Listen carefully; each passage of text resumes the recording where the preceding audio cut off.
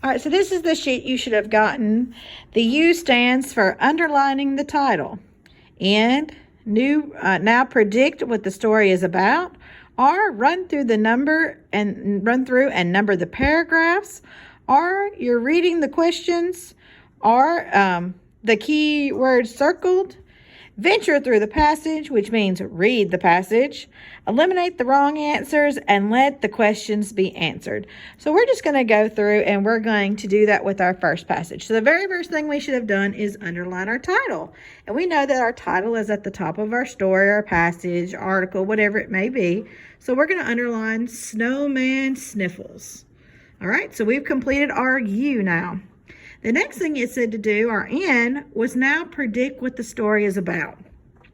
So our story is called Snowman Sniffles. So I'm thinking it's going to be about a snowman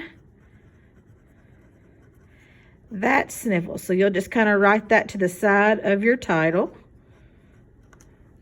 Okay?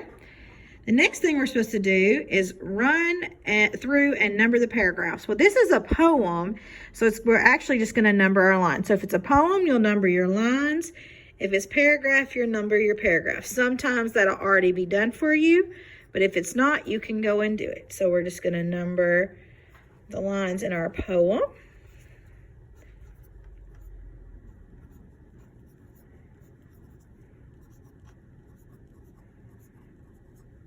So our poem has 24 lines.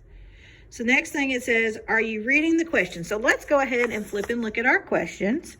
And you've got 4 multiple choice and 1 written answer.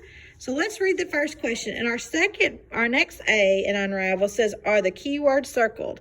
So what we're going to do is we're going to circle those keywords as we're reading our questions. So the first one says, the poet uses the words knows and grows in the first 4 lines of the poem. Which answer best tells why the poet uses these words? So our important words would obviously be knows and grows because those are the words we're talking about. And we know it's coming from our first 4 lines.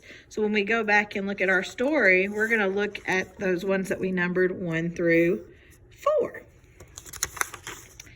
All right, and then we got best is always an important word. If it says best, that means there could be more than one answer, but we're choosing the one that is absolutely the best.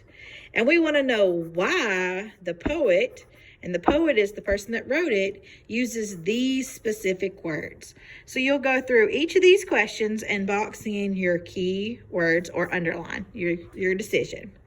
All right, then it says to venture through the passage. That means we're just going to actually read our passage. The next step would be to eliminate your answers. So for the first one, let's look at the word knows and grows. Knows and grows. Do those words rhyme?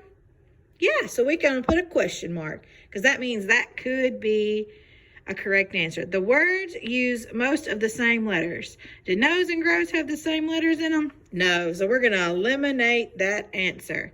Just draw a good old X through it.